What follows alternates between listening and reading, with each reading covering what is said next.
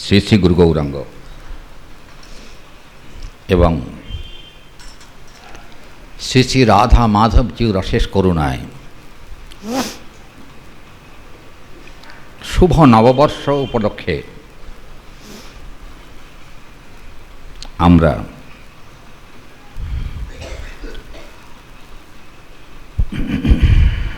গতকাল হতে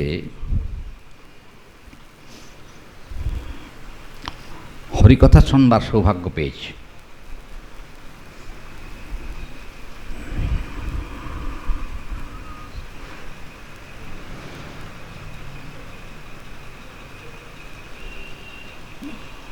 আমরা গতকাল শুনছিলাম শ্রীমান মহাপ্রভু আচরিত এবং প্রচারিত যে প্রেম, সে প্রেমের কথাই আমরা গতকাল শ্রবণ করা শুরু করেছি।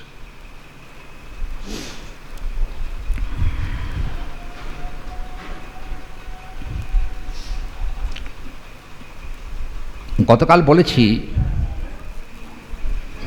প্রেম শব্দটি অপ্রাকৃত।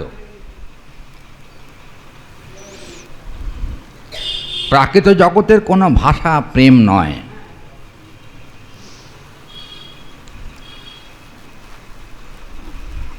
এখানকার ভালোবাসা ধ্বংস হয়ে যায়, শেষ হয়ে যায়, কিন্তু ভগবৎ প্রেম কখনো ধ্বংস হয় না। এ সম্পর্কে শাস্ত্র কি বলছেন দেখুন। সর্বদা ধ্বংসরাহিত্যম, প্রেমের সংজ্ঞা দিতে গিয়ে বলা হচ্ছে।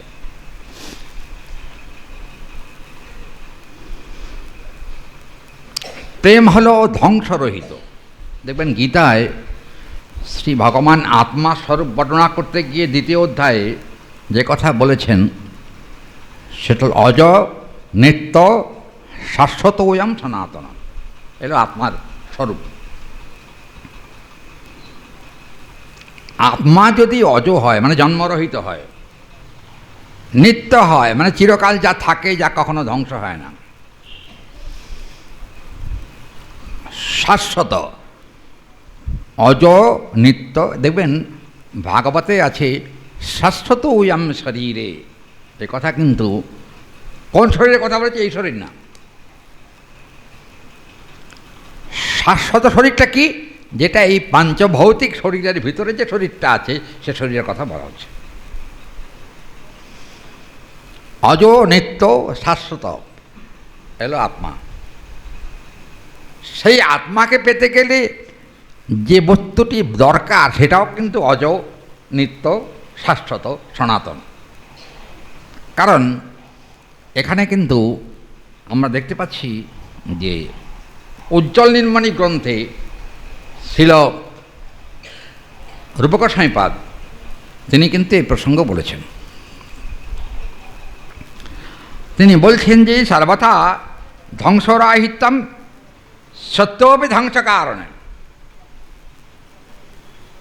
যেটা ধ্বংসের কারণ থাকলেও ধ্বংস হয় না, প্রেম যেটা। দেখুন, বহতৌ সমবাবিষ্ঠিত সস্যতং পরমাব্যয়ম প্রেমা সম্বন্ধযুক্ত মৃত্যুকাল বিরাজতে। ভগবানের সঙ্গে যদি কোনো ভক্তের প্রেমের সম্বন্ধ হয় সেটা কিন্তু নিত্যকাল বিরাজতে। তার মানে প্রেম কখনো বিধ্বংস হয় না, প্রেম কখনো নষ্ট হয় না। আর প্রেম দেখে এক শব্দ আছে শাস্ত্রে, বুঝছেন, রসশাস্ত্রের কথাগুলো। আরাধ্যতে আরাধ্যানাম প্রেমা দেবৈকবল্লভম, এখানে বলছেন গোবিন্দের বল্লভ হলো প্রেম। ভক্তের বল্লভ হলো গোবিন্দ, আর গোবিন্দের বল্লভ হলো প্রেম। বল্লভ মানে বুঝেছেন তো? বল্লভ মানে স্বামী অথবা প্রিয়। দেখুন, এটা একটা অদ্ভুত শব্দ প্রয়োগ হয়েছে উজ্জ্বল নির্মাণীতে। রূপক স্বামীপাদ উজ্জ্বল নির্মাণীতে বলছেন যে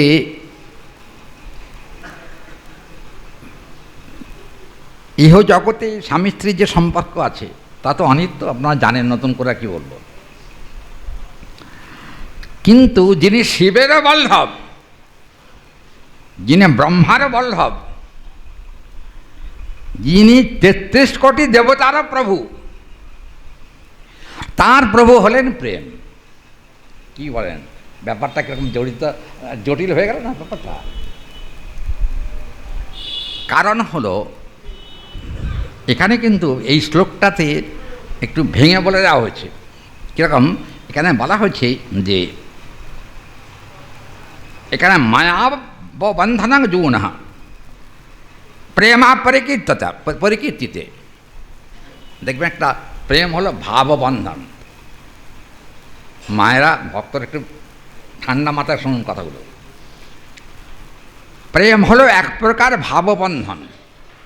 ভাববন্ধন বলতে কি বোঝায়?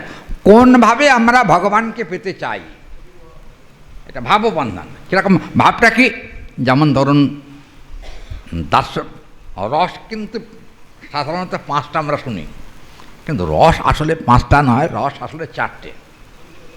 হ্যাঁ, শান্ত থেকে, কারণ শান্ত হচ্ছে রতি পর্যায়ে গণ্য, তার রস পর্যায়ে গণ্য নয়। যার জন্য দাস্যভাব, সখ্যভাব, বাৎসল্যভাব, মধুর ভাব, 4টি ভাবের কথা এখানে বলা হয়েছে। এখানে বলছেন যশাংশ ভাববন্ধন, তার মানে প্রেম মানে হলো ভাববন্ধন, মানে অখিল সম্বন্ধযুক্ত যে বন্ধন, সেটা হলো প্রেম। কীরকম ভাববন্ধন? ধরুন এই এক একজনের এক এক রকম ভাবের কথা তো শাস্ত্র বললেন, দাস্য, সখ্য, বাৎসল্য, মধুর। কিন্তু একটা মানুষের ভেতরে কখনো 4টে ভাব থাকতে পারে না, কখনো সম্ভব না। আমরা যারা দাসপ্রভু সম্পর্কে ভগবানের সেবা করি, তাদের সঙ্গে দাস ভাব উজ্জ্বলিনমণি, দাস ভাব সংন্যাস্যানাম প্রভু দাসৈক সম্বন্ধান সংদৃষ্ট সমবর্তিতান এব ভাববন্ধন জূন। জূন মানে এখানে পুংলিঙ্গবাচক শব্দ। তার মানে এখানে ওই জূন শব্দের দ্বারাতে কৃষ্ণকে বোঝানো হচ্ছে। একজনকে সবভাবেই ভালোবাসা যায়, একজনকে। কি কথা ঠিক নাকি? কিন্তু একজন ছাড়া দুজনকে সবভাবে ভালোবাসা যায় না। সেটাকে একজন মানে কে? বেদান্তে যাকে একমেব দ্বিতীয়ম বলা হয়েছে, চৈতন্য চরিতামৃতে যাকে বলা হয়েছে একলে ঈশ্বর কৃষ্ণ আর সব বৃত্ত, যারা জয়ছে নাচায় সে তৈছে করে নৃত্য, চৈতন্য চরিতামৃতের ভাষায়। বেদান্তে বলা হয়েছে কৃষ্ণ, বেদে বলা হয়েছে কৃষ্ণ এব তত্ত্বম, কৃষ্ণই একমাত্র তত্ত্ব। ওই যে একজন ব্যক্তি। আচ্ছা চিন্তা করুন, আপনাদের জিজ্ঞেস করি, আমি অত বুঝবো না তো, সংসারী না তো, আমি অত বুঝবো না। ব্যাপারটা কি, এই যে যাকে ছেলে বলা যায় তাকে স্বামী বলা যায় কি? কি মায়েরা, স্বামী বলা যায়? আচ্ছা, যাকে স্বামী বলা যায় তাকে ছেলে বলা যায় কি? হবে না। কিন্তু এটা জীবের পক্ষে হয় না, কিন্তু ভগবানের পক্ষে হয়। একই ব্যক্তিকে চতুর্থ রসের 4 প্রকার ভক্ত, তারা কিন্তু একই ব্যক্তিকেই 4 প্রকার সম্বন্ধ করে তার সঙ্গে ভাববন্ধনে লিপ্ত হন, তাকে বলা হয় প্রেম। একজনের মধ্যেই 4টি ভাবের প্রকাশ। এটা কিন্তু কৃষ্ণ ছাড়া আর কারোর পক্ষে সম্ভব না। যদি কেউ বলে আমি না এই তোমার এই হয়েছি, তাই হয়েছি, সেই হয়েছি, বলে কিছুই হও নাই, কারণ ঈশ্বরের পক্ষে যেটা সম্ভব জীবের পক্ষে তা কিন্তু কখনো সম্ভব নয়, এটাকে মানা যাবে না। আচ্ছা, ওই জন্য উজ্জ্বলিনমণিতে বলা হয়েছে এটা ভাববন্ধন। ভাববন্ধন এখানে কিন্তু এখানে একটা কথা বলা হয়েছে শাস্ত্রে, একটু আমি একটা কথা বলি, কালকেও আমরা সময় পাবো এখানে। না, আজকে দুদিন হলো না, কাল আর পরশু দুদিন হবে এখানে হরিকথা, কাল আর পরশু, তারপর থেকে আমার বাইরে পাঠ। এই আপনাদের সবার সঙ্গে তো বাইরে গেলে দেখা হবে না, এক এক জায়গায় এক রকম ভক্ত, এইসব কথা সব জায়গায় গিয়ে আলোচনা হয় না। আলোচনা হয় কি প্রেমের কথা, কি সবার জন্যই? না, সবার জন্য নয়। ওই জন্য আমরা মঠে সেটা আলোচনা করছি। কারণ মঠের ভক্তদের তো হরিকথা শুনতে শুনতে খানিকটা কান পাকা হয়েছে, যার জন্য তারা শুনে সহ্য করতে পারবে, সবাই শুনে সহ্য করতে পারবে না। এরপরে দেখুন যেসব কথা আসছে, এই একটা মারাত্মক কথা আমাদের রসশাস্ত্রে বলা হয়েছে। কীরকম? এখানে বলছেন, আমার এখানে লাইটটা কম হয়ে গেছে, আচ্ছা যাই হোক, এখানে বলা হচ্ছে যে সর্বথা ধ্বংসরাহিত্যম সত্যপি ধ্বংস কারণে, ধ্বংসের কারণ থাকলেও যা কখনো ধ্বংস হয় না এমন যে বস্তু, তার নাম হলো প্রেম। এখানকার বস্তু আসে আর যায়। দেখবেন গীতায় আছে না, আগমা পাই না। আমাদের কাজ হলো আসা আর যাওয়া, কি বলেন তাই না? আসা আর যাওয়া, কিন্তু মাঝখানের যে দিনগুলো যাওয়া আসার মধ্যে তাতেও শান্তি থাকলে হতো, তাও কিন্তু শান্তি নাই। আছে কি? কি আপনারা কি বলছেন? চুপ করেছেন। শান্তি আছে কি? মোটেই শান্তি নেই। আসার যাওয়ার যে মধ্যবর্তী অবস্থা, সেখানেও শান্তি নেই। কারণ হয় ছেলের সঙ্গে গণ্ডগোল, নাহলে মেয়ের সঙ্গে গণ্ডগোল, না হলে প্রাণের দেবতা যাকে মনে করেন স্বামী, তার সঙ্গেও গণ্ডগোল। দেখবেন এই গণ্ডগোল কিন্তু এখানে লেগেই আছে।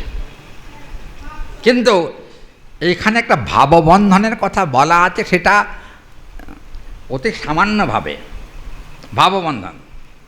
এখানকার যার সঙ্গে যখন যার সম্বন্ধ হয় তার সঙ্গে ভাব হয়, আবার যখন স্বার্থের ব্যতিক্রম ঘটে তখন কিন্তু ঘাট ধাক্কা হয়ে যায়।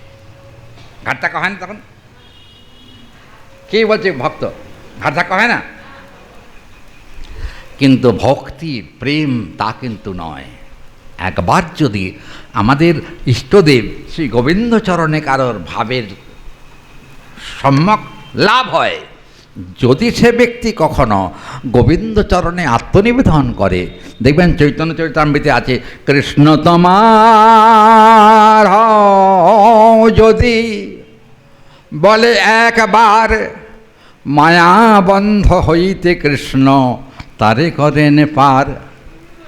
আর চিন্তা আছে, একবার যদি প্রাণ ভরে বলা যায়, হে গোবিন্দ আমি তোমার, এই কথা বললেই কিন্তু গোবিন্দ তাকে হাত ধরে নিয়ে তার পাদপদ্মে আশ্রয় দান করবেন। তার কৃষ্ণ তোমার হও যদি বলে একবার, 10 বার না বললেও চলবে, একবার বললেই হবে কাজ। এই জন্য ভক্তির উজ্জ্বল নির্মাণিতেই বলছেন তার ভাববন্ধনম। একটা ভাবের একজন ব্যক্তি কখনো 4টি রসের সংস্থান হতে পারে না, কিন্তু সেটা ভগবানের পক্ষেই সম্ভব। ভগবান পারেন।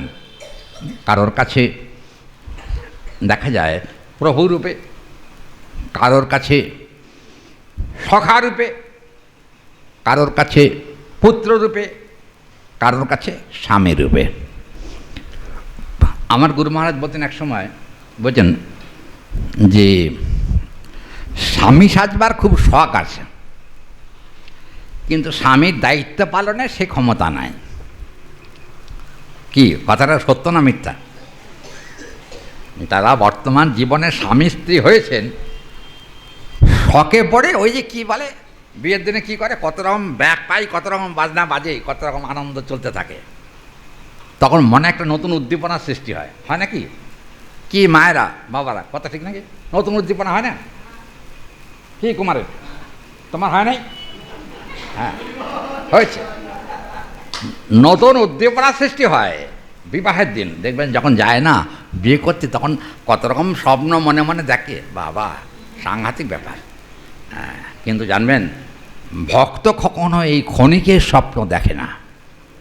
ভক্ত জানে যে যে স্বপ্ন দেখছি তা ক্ষণিকের, তা অনিত্য। ও স্বপ্ন দেখে কোনো লাভ নাই, বরঞ্চ এমন একজনের সঙ্গে সম্বন্ধ স্থাপন করব যার সঙ্গে সম্বন্ধ স্থাপিত হলে যে সম্বন্ধ কখনো বিচ্ছিন্ন হবে না। সেটা কি সম্বন্ধ?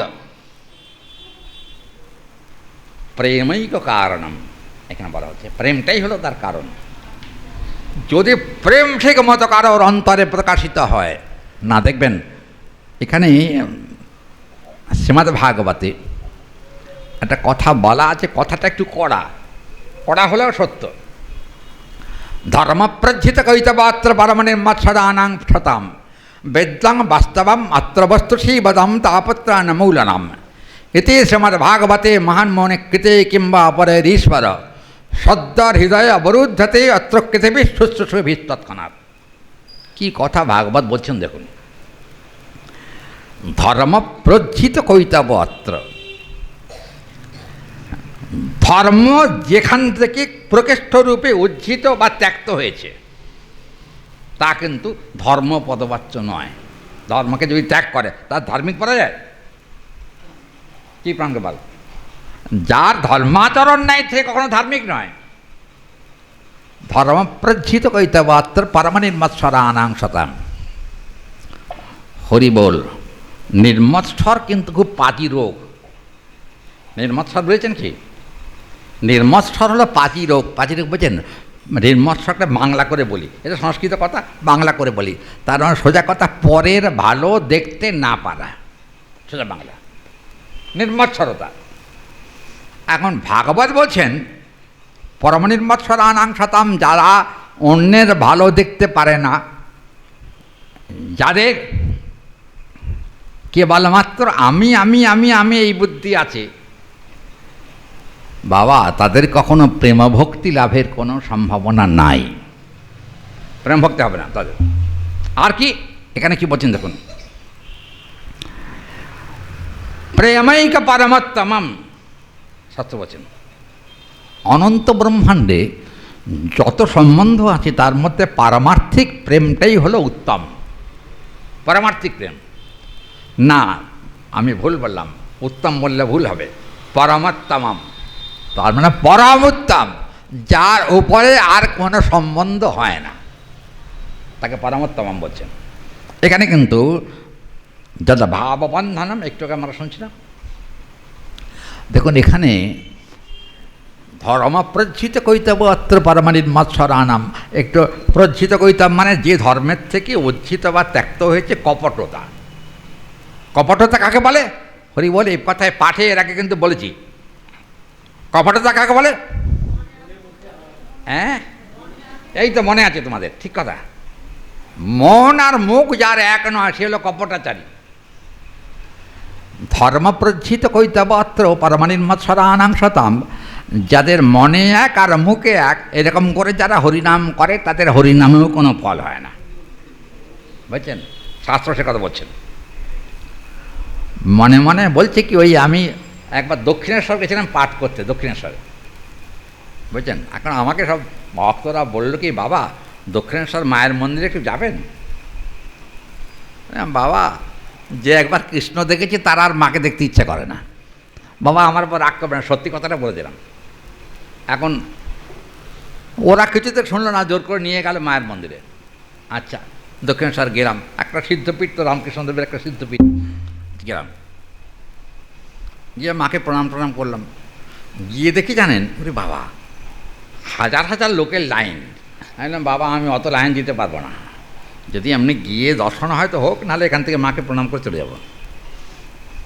যাই হোক, এখন ওখানকার যিনি পূজারীদের মধ্যে প্রধান, তিনি এসছেন দেখা করতে আমার সঙ্গে। আমি বললাম যে মায়ের পুজো করেন কি মন্ত্রে? উনি বললেন কেন, মায়ের পুজোর মন্ত্র আছে না, আপনি জানেন তো? আপনি পণ্ডিত লোক, জানেন না? কে বলল? জানেন, আপনার নাম শুনেছি অনেক, কিন্তু কথাটা হলো যে একটা কথা বলতে চাই, যে মায়ের যে মন্ত্রাদি আছে, তন্ত্রীয় মন্ত্র নাকি শুদ্ধ মন্ত্র, কোন মন্ত্র জপ করেন? উনি বললেন আমরা তন্ত্র মতে পুজো করি। তন্ত্র মতে কিন্তু মকার সাধন আছে, মকার সাধন। মকার সাধন কাকে বলে? তন্ত্র মতে মকার সাধন হলে কী লাগে জানেন? বলবো? আমার অপরাধ দেবেন না। তন্ত্র মতে 1 নম্বর লাগে মদ, 2 নম্বর লাগে মেয়ে ছেলে, আচ্ছা, আর 3 নম্বরে কি লাগে? হরি বল। অহং ব্রহ্মাস্মি বোধ, এ তিনটে।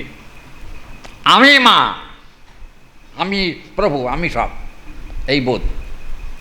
দেখুন, পঞ্চমকার সাধন হলে তা কিন্তু পরিশুদ্ধ তন্ত্র সাধন নয়, শাস্ত্র বলছেন। যদি পঞ্চমকার সাধনকে অতিক্রম না করতে পারেন, তাহলে কিন্তু দেবীর বিশুদ্ধ মূর্তির দর্শন কখনো পাওয়া যায় না। দেখবেন চণ্ডীতে একটা শব্দ আছে, চণ্ডীতে একটা শব্দ আছে, শব্দটা হলো দেবী চণ্ডিকাকে আমরা পুজো করি চণ্ডিকা রূপে, চণ্ডী রূপে।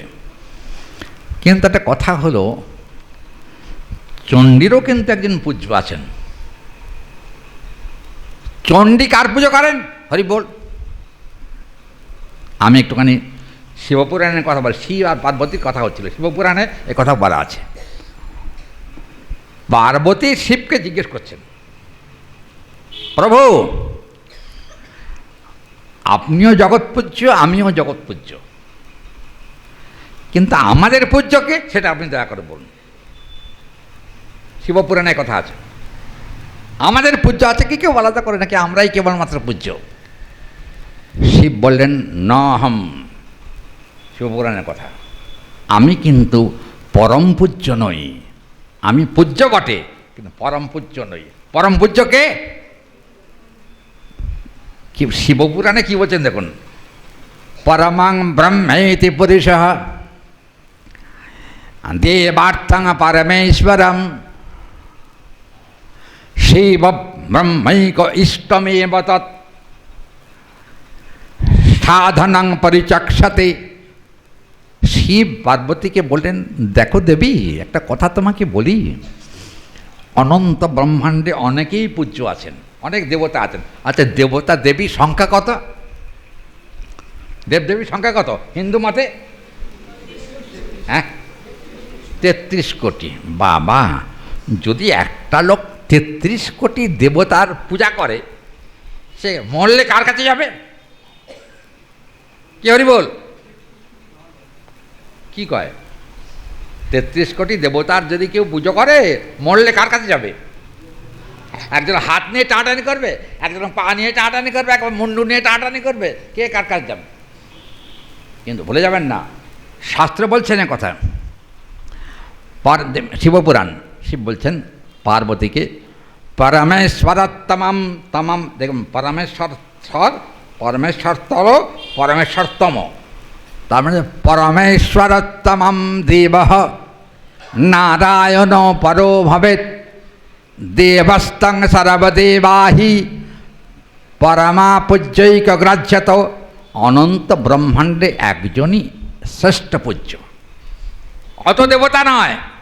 কারণ মস্তিষ্ক বিকৃতি হয়ে হয়, মাথা যদি গণ্ডগোল হয়, তাহলে আজকে কালী বলে, কাল শিব বলে, কাল কৃষ্ণ বলে, কাল আবার অরুণচণ্ডী বলে।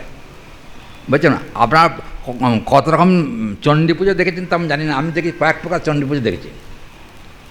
মাকাল চণ্ডী বলে এক দেবী আছেন, বুঝছেন? মাকাল চণ্ডী, জানো তুমি মাকাল চণ্ডী? মাকাল চণ্ডীর কথা শুনেছেন না? মাকাল চণ্ডী বলে এক দেবী আছেন, দেবী দুর্গারই একটা অংশ। তা আমি আবার ওখানে সেই দুর্গা পুজোর প্যান্ডেলে গেছিলাম হরিকথা বলতে, ওরা নেমন্তন্ন করেছিলাম। তাই যে চণ্ডীর পুজো করছেন সেই চণ্ডীকে গিয়ে জিজ্ঞেস করুন আপনার ইষ্টকে, চণ্ডী কি উত্তর দেন। এখন উনি ওরা বললো যে দেখুন আমরা তো অত জানি না, আর মা এসে আমাদের সঙ্গে কথা কইবে না, আপনি বলুন শাস্ত্র কী বলছেন। আমি দেখুন, একো দেব পরো নিত্যম, শিবপুরাণের কথা, একো দেব পরো নিত্যম নারায়ণৈক গৃহ্যতে নারায়ণ পরম দেব্যা সাহিত্যং ওপি কৃষ্ণং ভবেৎ। তার মানে একজনই দেবতা আছেন যিনি নিত্য, শাশ্বত এবং পুরাণম। কিন্তু একটা কথা আছে, নারায়ণের থেকেও একজন শ্রেষ্ঠ আছেন। কে তিনি? নারায়ণের থেকে শ্রেষ্ঠ কে? হরি বল। এতদিন কি বুঝেছেন? হ্যাঁ, নারায়ণের থেকেও শ্রেষ্ঠ হচ্ছেন, কারণ কৃষ্ণেরই ঐশ্বর্যময় মূর্তি হলো নারায়ণ, গোবিন্দের ঐশ্বর্যময় মূর্তি হলেন নারায়ণ। একটা দেখবেন কৃষ্ণের 3টে মূর্তি আছে। একটা হলো মথুরাধীশ, এক হলো বৃন্দাবনাধীশ, আর এক হলো দ্বারকাধীশ। সব জায়গায় কিন্তু কৃষ্ণ, কিন্তু মাধুর্য কার বেশি? হ্যাঁ, বৃন্দাবন কি কুঞ্জ কাননে নাচত গিরিধারী, বৃন্দাবন কি কুঞ্জ কাননে, বৃন্দাবন কি কুঞ্জ কাননে নাচত গিরিধারী। ইনি হলেন আদি পুরুষ। অনন্ত ব্রহ্মাণ্ডে আদিতত্ত্ব যদি কেউ থেকে থাকে তাহলে কিন্তু এক কৃষ্ণ। কিন্তু একটা কথা প্রসঙ্গ এসে যখন বলি, কৃষ্ণের আজ থেকে কৃষ্ণের বয়স কত? আজ থেকে কত বছর আগে কৃষ্ণ এসেছিলেন? ৫,৫০০ বছর আগে। ৫,৫০০ বছর আগে কে ছিলেন ভগবান? হরি বল। হ্যাঁ, রামচন্দ্র। আরে উনি তো অবতারই নন, উনি তো অবতার। আর রামচন্দ্র হচ্ছেন অবতার, তিনি অবতারই নন। দেখুন, নিত্যম গোলকং তৎপার্ষদঞ্চ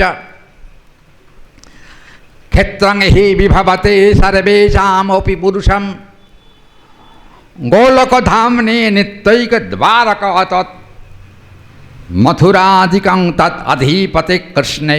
এখানে বলছেন তিন জায়গাতেই কৃষ্ণ আছেন। বৃন্দাবনে আছেন, মথুরায় আছেন, দ্বারকায় আছেন। তিন জায়গায় কৃষ্ণ আছেন। কিন্তু অনেকে বলেন যার বয়স বেশি, যার জ্ঞান বেশি, সেই হলো শ্রেষ্ঠ। ইহ জগতের নিয়ম এটা, কিন্তু পারমার্থিক জগতের নিয়ম তা নয়। বৃন্দাবনবাসী যখন কৃষ্ণ ছিলেন তখন কিন্তু তার 10 বছর 8 মাসে তার বৃন্দাবন লীলা শেষ হয়ে গেছে। 10 বছর 8 মাস। তারপর কি আরম্ভ হয়েছে? মাগো, ভাগবতের সামনে পাটা একটুখানি অন্যদিকে দিয়ে বসলে ভালো হয়। আমাদের কষ্ট হচ্ছে, বুঝি বয়স হচ্ছে তো কষ্ট হচ্ছে। তাহলে পাটা ঢেকে বসুন, পাটা ঢেকে বসুন। হ্যাঁ, ভাগবত তো ঈশ্বর ভগবান, তার সামনে পা তুলে বসতে নেই। যাই হোক, এখন কথাটা হলো তিন জায়গায় ঈশ্বর আছেন কৃষ্ণ। কিন্তু দেখুন, সব থেকে বয়স কম কোন কৃষ্ণের? হরি বল। বৃন্দাবন কৃষ্ণের কিন্তু বয়স সব থেকে কম।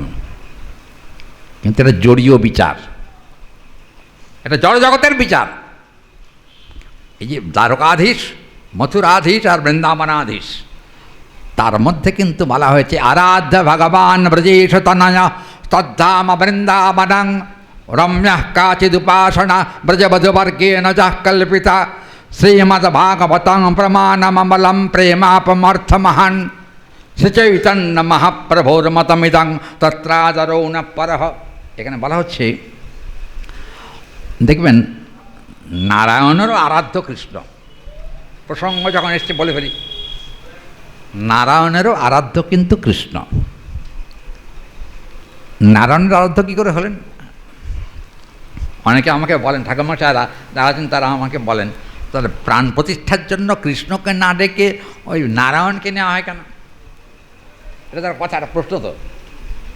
কী বলেন? একটা কথা, আপনারা গণ্ডকী গেছেন কিনা জানি না। গণ্ডকী, যেখানে নারায়ণ শিলার জন্ম, গণ্ডকী। হ্যাঁ, নেপালে গণ্ডকীতে শালগ্রাম শিলার জন্ম হয়। সেখানে বজ্রকীট নামে এক কীট আছে। সেই কীট ওই গণ্ডকী পর্বতের উপর থেকে ওই কীটটা টুকরো টুকরো করে পাথরগুলো কেটে গণ্ডকী নদীতে ফেলে দেয়। সেখান থেকে শালগ্রাম শিলা তুলে আনা হয়। একটা কথা বলি, অন্যান্য বিগ্রহের কিন্তু প্রতিষ্ঠার, প্রাণ প্রতিষ্ঠার মন্ত্র আছে, কিন্তু নারায়ণ শিলার কোনো প্রাণ প্রতিষ্ঠার মন্ত্র নাই। নারায়ণ শিলা কখনো প্রতিষ্ঠা হয় না। এটা যদি কেউ করে তাহলে অশাস্ত্রীয়। কিন্তু মজার কথা বলি, কৃষ্ণ একবার গিয়েছিলেন, এটা বরাহ পুরাণে আছে, কৃষ্ণ একবার গিয়েছিলেন বৈকুণ্ঠে। বৈকুণ্ঠের অধীশ্বর কে? নারায়ণ সিংহাসনে বসেছেন, লক্ষ্মী এবং নারায়ণ। দাঁড়িয়ে সে সংবাদ দিয়েছিল নারায়ণকে যে দ্বারে এক অনিন্দ সুন্দর রূপশ্রী পুরুষ, তিনি দণ্ডায়মান, তিনি আপনার সঙ্গে দর্শন প্রার্থী। নারায়ণ বললেন, কীরকম দেখতে? বললেন যে কীরকম দেখতে? দেখতে তমাল শ্যামল বর্ণ, মাথায় আছে একটা ময়ূরপুচ্ছ, আর হাতে আছে একটা বাঁশি, আর কি কাপড় পরা আছে? বলে পীত বসন বনমালী, পীত বসন পরা আছে। ও, যেই মাত্র নারায়ণ শুনলেন, লক্ষ্মীকে সঙ্গে করে নিয়ে ছুটতে ছুটতে এলেন বহির্দ্বারে। বহির্দ্বারে এসে দেখলেন গোবিন্দ দাঁড়িয়ে আছেন বাঁশি হাতে। নারায়ণ গোবিন্দ চরণে প্রণত হয়েছেন। প্রণত হয়ে গোবিন্দকে বলছেন, প্রভু তুমি এরকম বাইরে দাঁড়িয়ে থাকা কি শোভা পায়? এসো অন্তঃপুরে এসো। বললেন, তুমি যে পুরের অধীশ্বর, তুমি এক পুরের অধীশ্বর, আমি আর এক পুরের অধীশ্বর। তখন নারায়ণের একটা উত্তর আছে জানেন, গোবিন্দকে বলছেন নারায়ণ, ওই কথাটাই আমার বলবার বিষয়। নারায়ণ বলছেন, দ্বারকাধিক মহেশ্বরস্য তম আচার্যম সহমত গুণা ন তৎ প্রেমানন্দেতি পুরুষঃ অহম ঐশ্বর্যময় বিভো। আমি হলাম ঐশ্বর্যময় ভগবান, বিভু মানে ভগবান, আর আপনি হলেন মাধুর্যমণ্ডিত ভগবান। ঐশ্বর্যের থেকে মাধুর্যের মর্যাদা অনেক বেশি। নারায়ণের কথা বলছেন, ঐশ্বর্যের থেকে মাধুর্যের মহিমা অনেক বেশি। তাই আমি ঐশ্বর্য, আমি মাধুর্যকে প্রণাম করতে এসেছি। কি বুঝলেন কথাটা? আমি ঐশ্বর্য, আমি মাধুর্যকে প্রণাম করতে এসেছি। এই কথা শুনেই ভগবান তখন ভগবান বিষ্ণুকে, মানে কৃষ্ণ ভগবান বিষ্ণুকে দুই হাত দিয়ে টেনে তুলে নিয়ে প্রেমানন্দে দুই ভগবান একসঙ্গে আলিঙ্গনবদ্ধ হয়েছেন।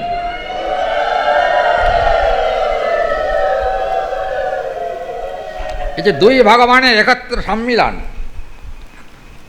কিন্তু একটা কথা বলতেই হয়, ওই যে ঠাকুরমশাই বসে আছে কেন? ঠাকুরমশাই মন্ত্রতন্ত্র জানে তো অনেক, তাই ওনার সামনেই বলে দেওয়ার একটা কথা। কথাটা হলো, নারায়ণ প্রতিষ্ঠার কোনো মন্ত্র নাই, প্রাণ প্রতিষ্ঠা, নারায়ণের প্রাণ প্রতিষ্ঠা হয় না আলাদা করে। গণ্ডকীর থেকেই কিন্তু নারায়ণ স্বয়ং প্রকাশিত। কিন্তু বসুদেব দেবকীর কাছে নারায়ণের জন্ম, কৃষ্ণের জন্ম হয়েছিল বলে ভাগবত দশম স্কন্ধে তা স্বীকৃত, তাই তো? হয়েছিল না? আবির্ভূতস্তস্য পদারবিন্দম, একথা বলেছেন। বসুদেব দেবকে কিন্তু দেখলেন নিজের ছেলেটা আবির্ভূত হয়েছে, কিন্তু ওটাকে নিজের ছেলে বলে মনে হলো না। কারণ কি?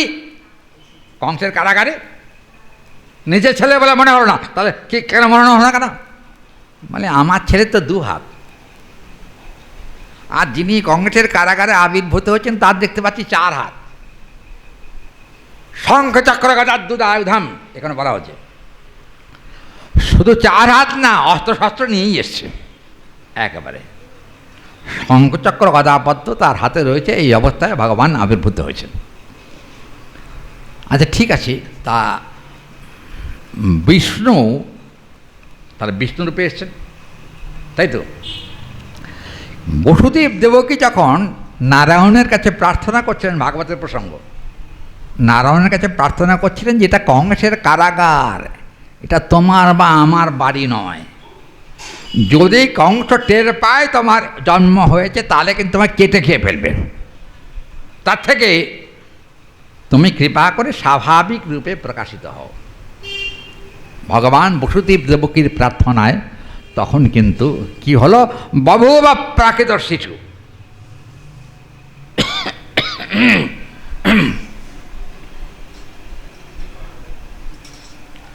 বাচ্চা এতটুকু শিশু হয়ে দেবকী দেবীর কোলে অবস্থান করলেন। কোথায় গেল শঙ্খচক্র গদা পদ্মধারী নারায়ণ? তার মানে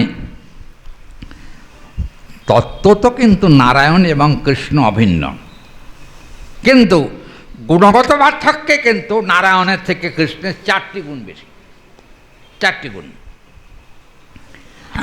তাহলে আমরা যে কৃষ্ণকে অর্চনা করি, যাকে পূজা করি, তিনি কিন্তু গুণগত পার্থক্যে নারায়ণের থেকেও শ্রেষ্ঠ।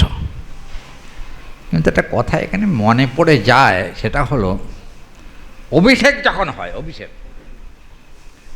বুঝলেন, তখন কিন্তু নারায়ণের উপরে কৃষ্ণের অভিষেক হয়।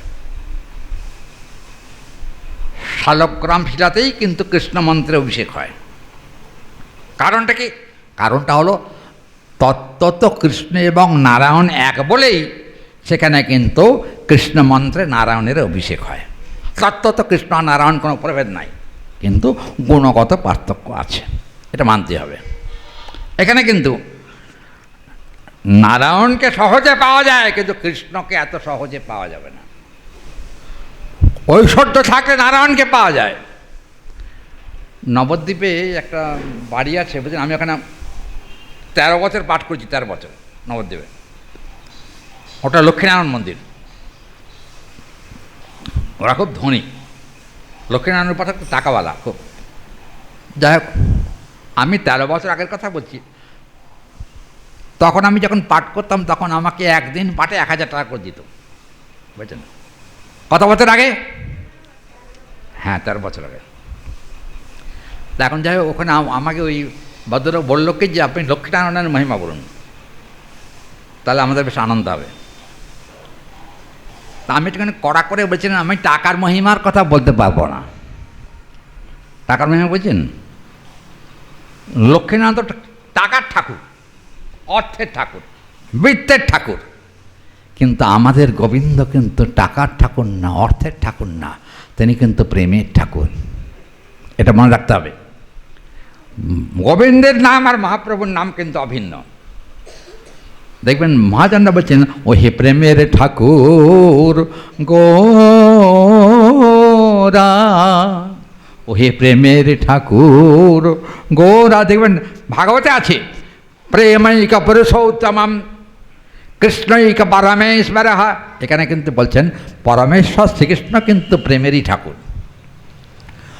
গৌর আর কৃষ্ণ দুজন প্রেমের ঠাকুর, কিন্তু রামচন্দ্র তা নন।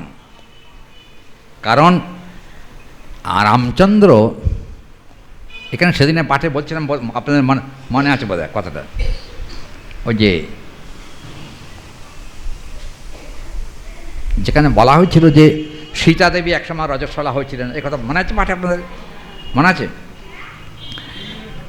হ্যাঁ, আরে মনে ওই যে ব্যাপারটা এখানে স্মরণ করা যায় যে দেবী সীতা কিন্তু বিষ্ণু শক্তি। দেখবেন রামায়ণ আছে, বিষ্ণু শক্তি পরাপ্রক্তা, এ কথা বলা হয়েছে সীতা সম্পর্কে। তিনি কিন্তু বিষ্ণু শক্তি হলেও দেহগত একটা ধর্ম আছে, দেহ ধর্মের বাইরে কেউ নয়। দেহধর্ম বিশিষ্ট দেবী সীতাও কিন্তু সেখানে মায়েদের মতো রজস্বলা হন, এ কথা বলা আছে। কিন্তু কথা হলো, একটা কথা বলে ফেলি, আর রাধারানীর জীবনে কিন্তু কোনো রজস্বলার কোনো সংবাদ নাই। রাধারানীর জীবনে ভাগবতে, পুরাণে, বেদে, বেদান্তে কোনো জায়গাতে কিন্তু রাধারানীর রজস্বলা হওয়ার কোনো প্রসঙ্গ নাই। সীতার কথা আছে, লক্ষ্মীর কথা আছে, অন্যান্য দেবদেবীর কথা আছে, কিন্তু রাধারানীর কথা সেখানে বলা হয়নি, কোনো জায়গাতে হয়নি। কেন? না তো প্রাকৃত কামমূর্তির স্যাদ। তার মানে রাধারানী কিন্তু কখনো প্রাকৃত কামময় মূর্তি নন, ওই জন্যই কিন্তু তিনি রজস্বলা হতে পারেন না। ওই জন্য এখানে বলা হয়েছে আমাদের শাস্ত্র বাক্যে যে প্রকৃতই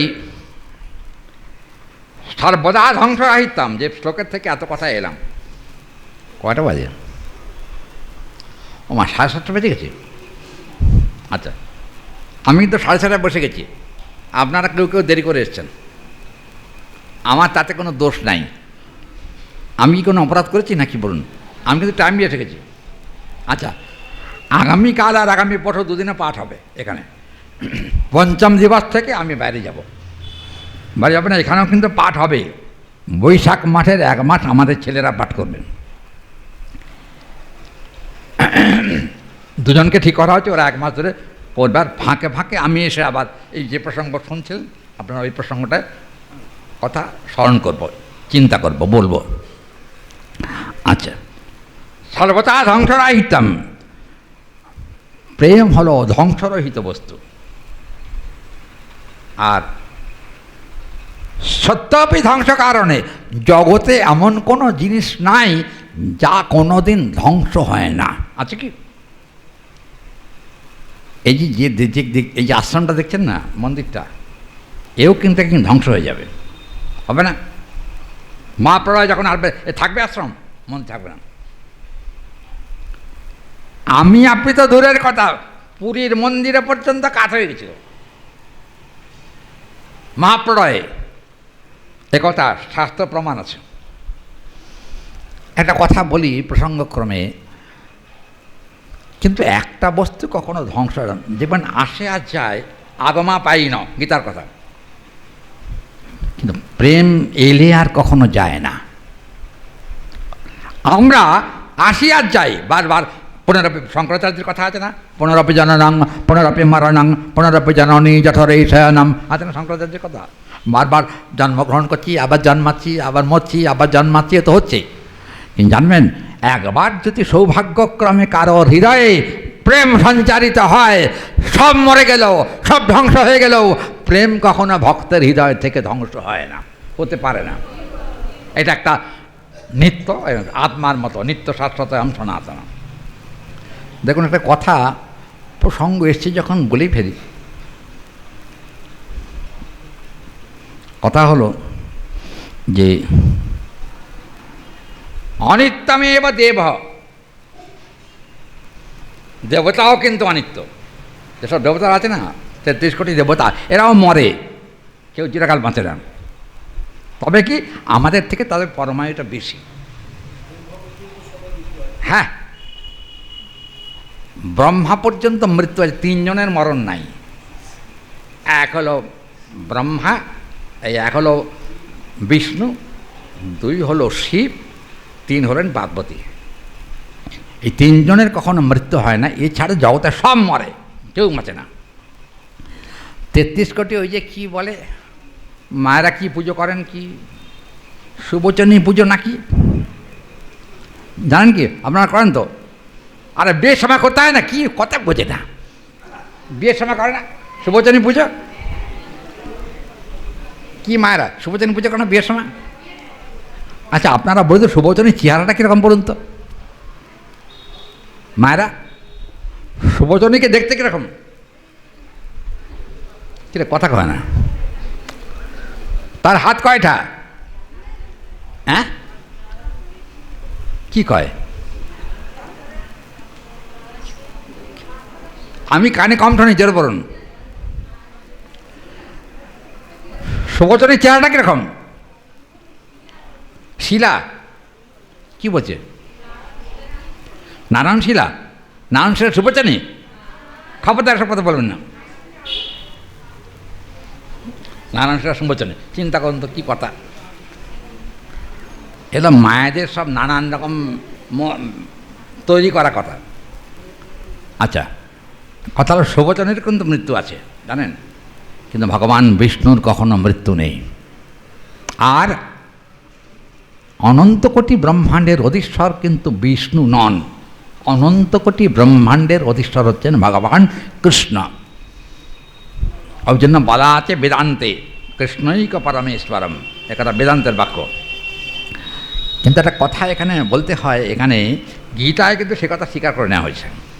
গীতায় বলা হয়েছে ত্রৈবিদ্যা মাং সমপা, গীতার কথা। এখানে কিন্তু বিদ্যা আছে 3টে। এখানে গীতা, লাইটটা কম তো। ত্রৈবিদ্যা মাং সমপা গত পাপা পুনর্দৃষ্ট্বা স্বর্গৌতিং প্রার্থয়ন্তি, একথা বলা হচ্ছে গীতাতে। গীতাতে বলতে গিয়ে বলেন সবার মৃত্যু আছে, দেবতা এবং দেবগণের মৃত্যু আছে, কিন্তু এখানে বলা হয় ন ধর্মং না ধর্মং। না ধর্মং মানে অধর্মং, একটা আকার আছে তো, না ধর্মম অধর্মম। এখানে কিন্তু বলা হয়েছে যে ধর্মই বলো আর অধর্মই বলো, ন ধর্মম না ধর্মম। ধর্মও করতে যেও না, না ধর্মং মানে অধর্ম করতে যেও না, এসবটা বলা হয়েছে। কি করতে হবে বলে, ধর্ম আর অধর্ম দুটোর কোণার মধ্যেই থাকার দরকার নেই। কারণ কি জানেন, অধর্ম করলে পাপ হয়, আর ধর্ম করে তুমি যাবে স্বর্গে। স্বর্গে গেলে কি চিরকাল থাকা যাবে? ক্ষীণে পুণ্যে মর্তলোকাং বিশন্তি, পুণ্য শেষ হয়ে গেলে আবার তোমাকে ঘাড় ধাক্কা দিয়ে মর্তলোকে পাঠিয়ে দেবে। বাবা, আমার ধর্মেরও দরকার নাই, অধর্মেরও দরকার নেই, তাহলে কী করবো আমি? এখানে কিন্তু গ্রন্থকর্তা বলছেন যে একটা জিনিস তুমি করতে পারো। সেটা কি বলে? ব্যাপারটা হলো কি, তুমি ব্রজে রাধা কৃষ্ণ প্রচুর পরিচর্যা বেতন তুমি তুমি কাজ করতে পারো, ধর্ম ত্যাগ করো, অধর্মও ত্যাগ করো। কারণ ধর্ম তোমাকে স্বর্গে নিয়ে যাবে, অধর্ম তোমাকে নরকে নিয়ে যাবে, দুটোর কোনোটাই দরকার নেই। তার থেকে বরঞ্চ বৃন্দাবন বিহারী রাধা গোবিন্দ আর কিছু না করে কায়মন বাক্য এক করে প্রেমানন্দে রাধা গোবিন্দের সেবা করো, তাহলেই তোমার জীবন ধন্য এবং কৃতার্থ হবে। একথাই কিন্তু গ্রন্থকর্তা বলেছেন। তাহলে প্রচুর পরিচর্যামি হও, তার মানে প্রচুর পরিচর্যা করো, সেবা করো। কার সেবা? রাধা গোবিন্দের সেবা। এখানে কিন্তু লক্ষ্মীনারায়ণের সেবার কথা বলা হয়নি। আমার ওপর হয়তো অনেকে একটু রাগ টাগ করতে পারেন, কিন্তু রাগ করলেও আমার কিছু করার নাই, কারণ আমি আমার নিজের কোনো কথা বলছি না, শাস্ত্র যা বলেছেন সে কথাই বলছি। যেখানে এখানে বলা যায় প্রচুর পরিচর্যা আমি হও, তাহলে এখানে কিন্তু দেখা যাচ্ছে ব্যাপার যে স্বর্গকামী যারা দেখবেন, স্বর্গকামী যজিত মোক্ষকামী যজিত, এ কথা শাস্ত্রে বলা হয়েছে। স্বর্গকামনা যাদের আছে, স্বর্গপ্রাপ্তির জন্য যারা যজ্ঞ করেন বা উপাসনা করেন, পূজা করেন, করলে কি হবে? পরিণাম কিন্তু মোটেই ভালো নয়।